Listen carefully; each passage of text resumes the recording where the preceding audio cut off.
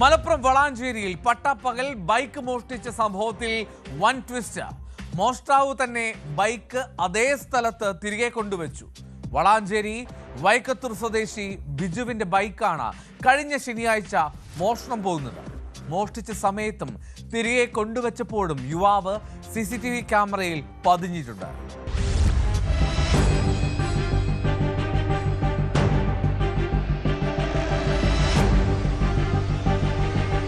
വളാഞ്ചേരി പട്ടണത്തിൽ നിന്ന് പട്ടാപ്പകൽ ബൈക്ക് മോഷ്ടിച്ചയാളെ കുറിച്ചുള്ള അന്വേഷണം പുരോഗമിക്കുന്നതിനിടയിലാണ് പോലീസിനെയും ബൈക്ക് ഉടമയും അമ്പരപ്പിക്കുന്ന ട്വിസ്റ്റ് ഉണ്ടാകുന്നത്.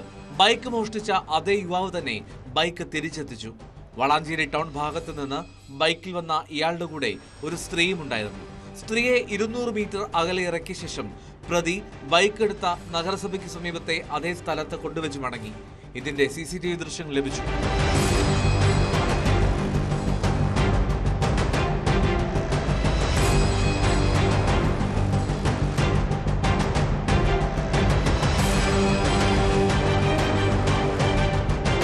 കഴിഞ്ഞ ശനിയാഴ്ച ഉച്ചയോടുകൂടിയാണ് വൈക്കത്തൂർ സ്വദേശി ബിജുവിന്റെ സ്പ്ലെൻഡർ ബൈക്ക് മോഷ്ടിക്കപ്പെടുന്നത്.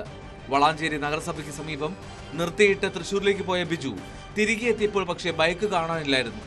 CCTV ദൃശ്യങ്ങൾ പരിശോധിച്ചതിൽ അന്നേ ദിവസം ഉച്ചയോടെ വെളുത്ത മുണ്ടും കറുപ്പ് ഷർട്ടും ധരിച്ച യുവാവ് ബൈക്ക് മോഷ്ടിച്ചുവെന്ന് മനസ്സിലായി. ബിജു വളാഞ്ചേരി പോലീസിൽ പരാതി നൽകി.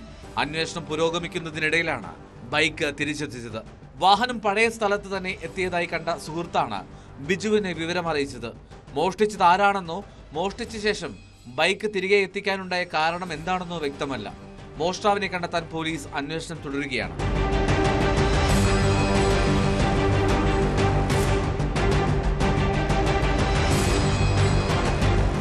News 18